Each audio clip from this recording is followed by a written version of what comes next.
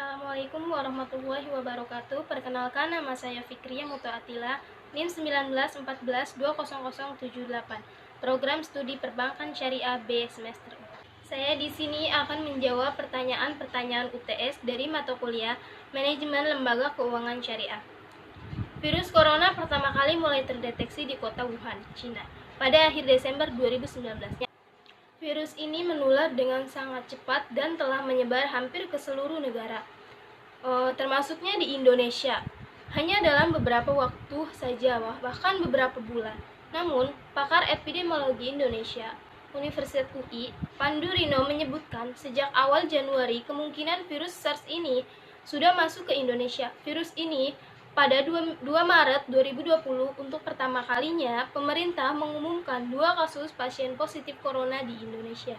Dapat kita ketahui, sebelumnya penularan virus corona melalui kontak langsung seperti reaksi dari orang yang terinfeksi, misalnya air liur melalui droplet atau percikan pernapasan saat orang yang terinfeksi batuk, bersin, berbicara, bahkan bernyanyi. Kontak langsung itu adalah seorang yang melakukan fisik atau berada di satu ruangan dalam jarak 1 meter.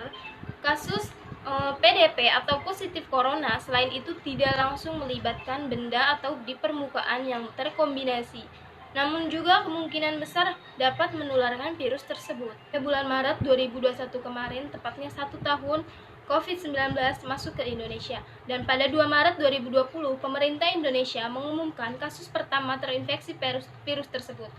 Kemungkinan virus corona ini menjadi pukulan berat bagi perekonomian Indonesia.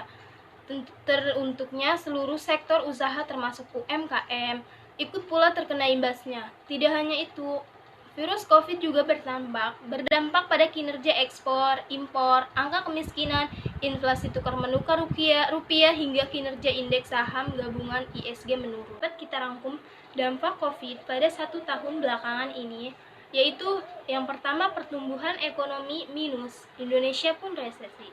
Yang kedua, angka inflasi 2020 berasa pada titik terendah dalam sejarah. Yang tiga, surplus neraca perdagangan 2020 terbesar sepanjang sejarah Indonesia. Yang keempat, sepanjang 2020 nilai tukar rupiah pun melemah.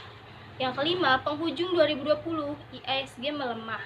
Yang keenam, utang pemerintah diduduki peringkat 154 di dunia. 7.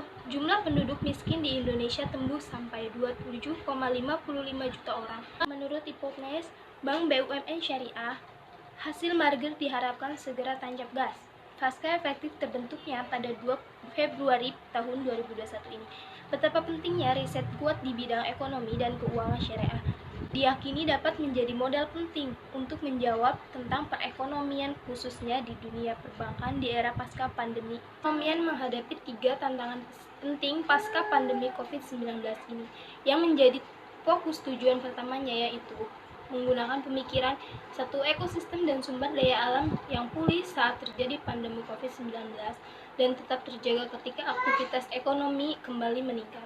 Yang kedua, penyesuaian tenaga kerja seiring perubahan kebutuhan keahlian yang dipicu perkembangan teknologi, perkembangan digital yang mampu mengubah berbagai aspek kehidupan dan makin terakselerasi saat terjadi pandemi COVID ini. Bank Indonesia berpandangan bahwa melalui berbagai pendekatan dan tradisi intelektual dapat dikembangkan berbagai aspek alternatif dan kebijakan inovatif untuk mengatasi tantangan-tantangan tersebut, yaitu perhatian sekelompok masyarakat yang belum terjangkau layanan perbankan dinilai perlu menjadi fokus utama saat ekonomi memasuki proses pemulihan.